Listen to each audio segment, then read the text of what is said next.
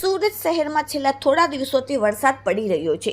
અતિ ભારે વરસાદને કારણે ઠેર ઠેર પાણી ભરાયા હોય તેવા દ્રશ્યો જોવા મળ્યા. સુરત શહેરમાં હવે એક ટેર્નામેન્ટની દિવાલ પર ધરાશાયી થઈ. 1 વર્ષ પહેલા આ ટેર્નામેન્ટ બનાવવામાં આવેલું હતું. મળતી માહિતી પ્રમાણે સુરત શહેરના ભટાર વિસ્તારમાં ઘટના બની છે. 1 વર્ષ પહેલા આ ટેર્નામેન્ટનું નિર્માણ કરવામાં આવ્યું હતું અને ટેર્નામેન્ટની પેરામીટર વોલ ધરાશાયી થઈ પડતા લોકોના જીવ અદ્ધર થઈ ગયા.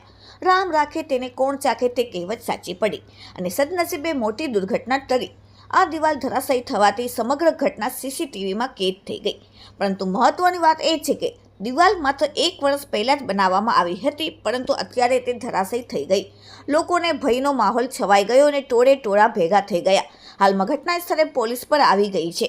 Bureau report, daily India TV, Surat.